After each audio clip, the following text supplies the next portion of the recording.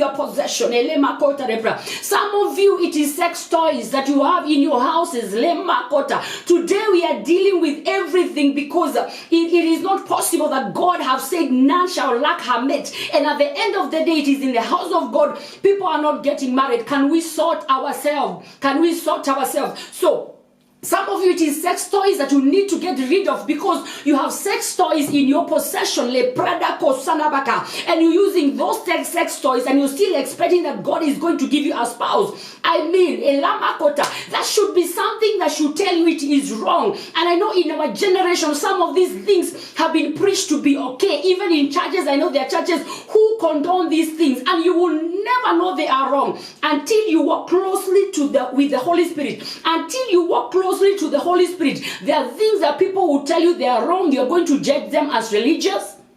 You're going to judge them as, they don't know the trend. They don't know what is going on. What should I do? I'm single for 10 years. My husband passed on. How am I supposed to get satisfaction sexually? So I am using these sex toys. I masturbate. Hello, Makota. Let me tell you something. There is a dimension you go with God until that lasts.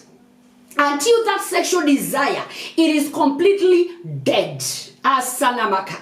Lo pasola. You asking, how do you know? I know because I did not get married immediately after school. I got married at the age of 30.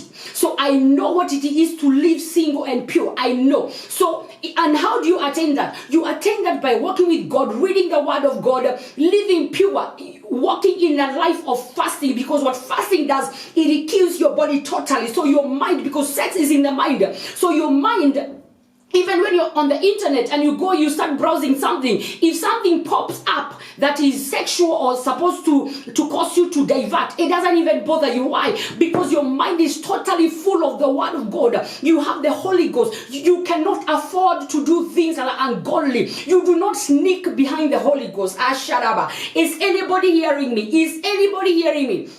You do not sneak behind the Holy Ghost masturbate. You do not sneak behind the Holy Ghost use sex toys. You do not sneak behind the Holy Ghost thinking that God does not see this thing. He sees them. That is why most of you are struggling to get married and financially, because what sexual sin does, you will struggle financially. You will struggle in marriage if you have sexual sin with you. So when I'm talking about asking the Lord to reveal to you what is in your possession. Some of you, it could be something as simple as a tattoo that you have. Maybe you had a relationship with somebody, you had a tattoo of love, or maybe the initial of their name. Whatever it is in your possession, that the Spirit of God needs to reveal to you, that is the door the enemy is using to enter in your life and frustrate your trials of getting married.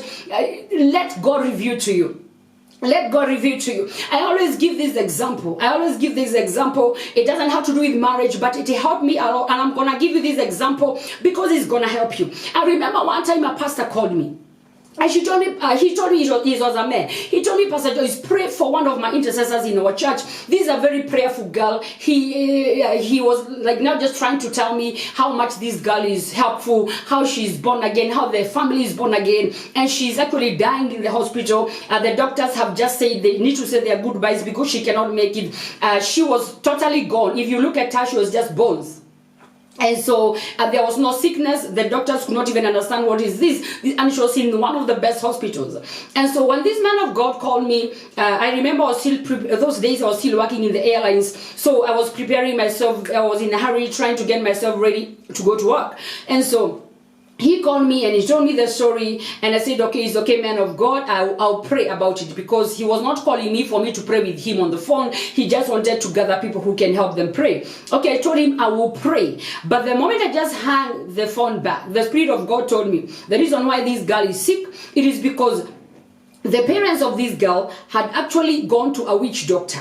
And so as much as the parents are born again, this girl is born again. These parents, they were actually taken by their parents to the witch doctor for protection, because some of you come from communities that believe protection from evil. It can be done through sangomas, through whatever you call the witch doctors, but the truth is that they are witch doctors. So some of you, somewhere in your body, you have you know, those strings or beads or some cuts, you know. So this girl was this sick because their family, the parents had gone to a witch doctor, and the transaction that went there opened a door for this girl to be afflicted this much.